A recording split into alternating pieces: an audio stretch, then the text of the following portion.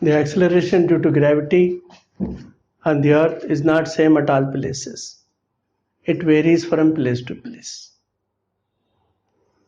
It is least at the equator and maximum at the poles. There are 5 factors which contribute for this kind of variation of acceleration due to gravity. These factors are shape of the earth, rotation of the earth, altitude or height effect, depth effect, and 5th one is local conditions. Regarding the shape of the earth, we have already discussed in the earlier video. Now we will consider the effect of rotation on the acceleration due to gravity. When we consider this, we consider the spherical shape of the earth. This is because whenever we consider one factor, we ignore all the other factors. We do not consider all the factors at the same time because that will complicate the problem. We know that the earth rotates about its own axis with a time period of 24 hours. The angular velocity of the earth is 2 pi by 24 radian per hour or pi by 12 radian per hour or 0.26 radian per hour. If you want to express it in radian per second, you have to divide this number by 60 by 60. Then you will be getting 7.3 into 10 to the power of minus 5 radians per second. Due to rotation of the earth, all the bodies present on the surface of the earth, they start revolving with the same angular velocity. But the radii of the circles are different. For a body at the equator, the radius is maximum. As we move towards the poles, the size of the radius goes on decreasing, but angular velocity is same. Because of the rotation of the earth, every body will experience a centrifugal force and a centrifugal acceleration. The centrifugal acceleration acts away from the center. The acceleration due to gravity acts towards the center. As a result, the net acceleration due to gravity is equal to the acceleration due to gravity when Earth is not rotating minus the effect of rotation, that is the centrifugal acceleration.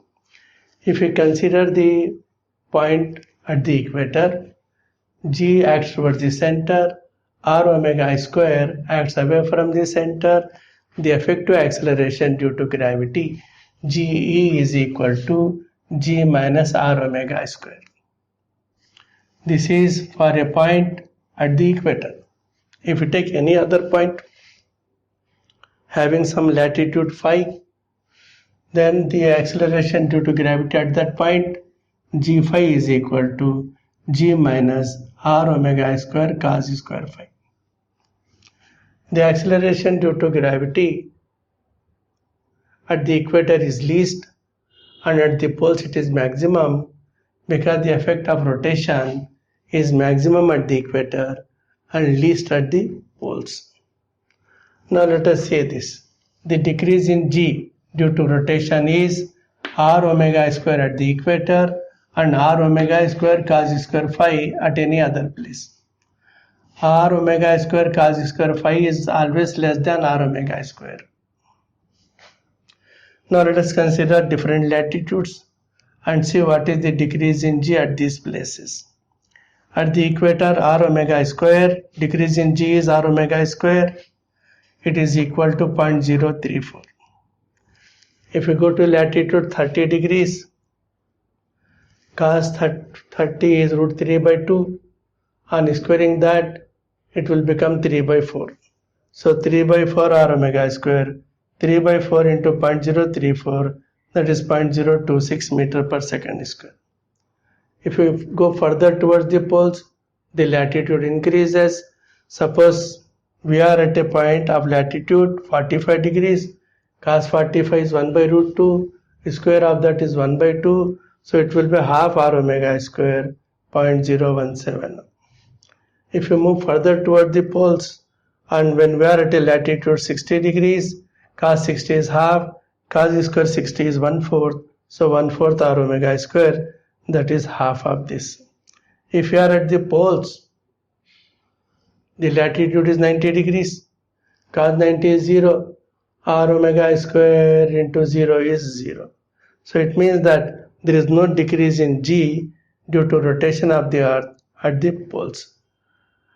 At the equator, this is the maximum decrease in acceleration due to gravity for the present rotation. So whatever value we measure, it is so much less than the actual value of the g when earth is not rotating. That means if the earth stops rotating, the acceleration due to gravity at the equator will increase by so much. The acceleration due to gravity at a latitude 30 degrees will increase by so much. At 45 degrees it will increase by so much. At 60 degrees it will increase by so much.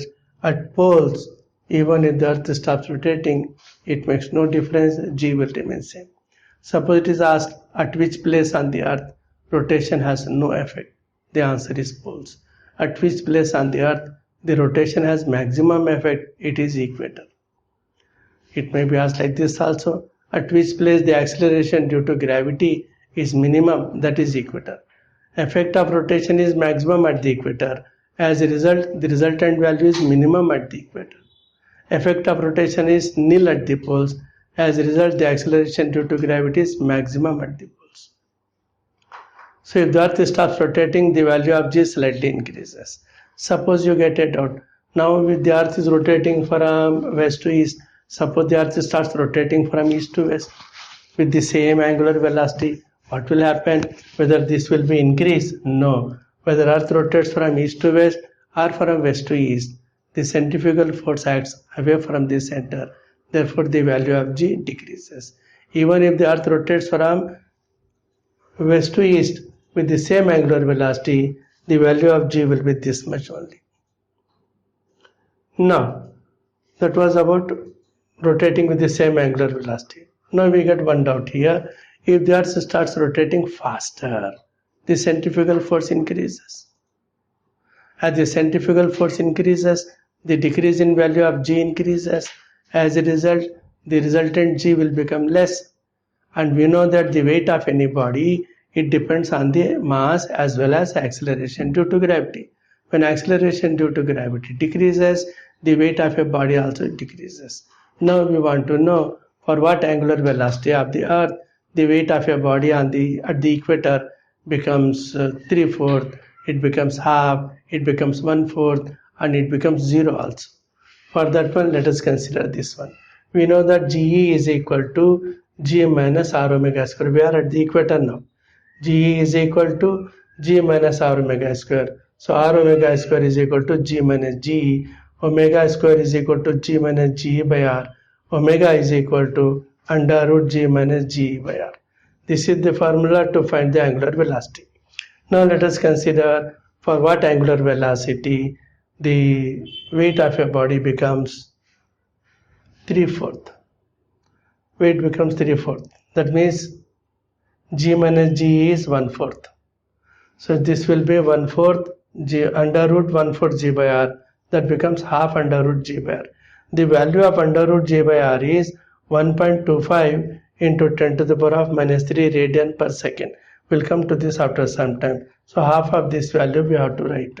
For what angular velocity of the earth the weight of a body at the equator becomes half. So here G minus G is equal to half G. So G minus half G is half G. So that is G by R by 2. So 1 by root 2 under root G by R. Answer is that. For what angular velocity the weight of a body becomes 1/4 of its actual weight. That means G becomes 1/4 means G minus 1/4 G. So that will become 3/4 G. That is whole under root 3 G by 4 R. So that can be taken as root 3 by 2 under root G by R. For what angular velocity the acceleration due to gravity becomes 0. G becomes 0. or the weight of a body becomes 0. So if you substitute G is equal to 0 here, you will get omega is equal to under root G by R. On substituting the value of G and R, and on simplification, we get it as 1.25 into 10 to the power of minus 3 radian per second. This is equal to 17 times the present angular velocity. Suppose if the earth starts rotating faster and faster and faster, the value of G decreases at the equator, and when it becomes 17 times, acceleration due to gravity becomes 0, and every body at the equator at that moment will have 0 weight. It will fly off tangentially. If the angular velocity is less than this, then the bodies will have weight but less than the actual weight. When the velocity becomes 17 times the present velocity, then all the bodies at the equator lose their weight, whether they are already heavy or light. Even if mountains, they get separated from the earth, they start flying in space. At that angular velocity, what will be the time period of the earth? The time period of the earth is T is equal to 1.41 hours or nearly 84.6 minutes. This number is very interesting number. You have to remember it, this time period. Same number you get for the time period of a simple pendulum of infinite length on the earth. Or if I got a satellite revolving around the earth very close to the earth, it will also have the same time period. Or if I dig a tunnel passing from one side of the earth to the other side, the time period will be same 84.6 minutes. Now here the tunnel may pass either through the center of the earth, even if it is not passing through the center of the earth. The only thing is from one edge to the other edge, we must see a tunnel passing through the earth. If you release a body in that one, it executes simple harmonic motion with a time period 84.6 minutes or 1.41 hours. Now let us consider for what angular velocity G will become 0 at other places. When G is becoming 0 at the equator, that is for this velocity 1.25 into 10 to the power minus 3 radian per second. Only bodies at the equator will lose their weight, whereas the bodies at other places, their weight will decrease, but it won't become 0. Now we want to find what can be the value of the angular velocity for a body at some other latitude to lose all its weight and becomes weightless.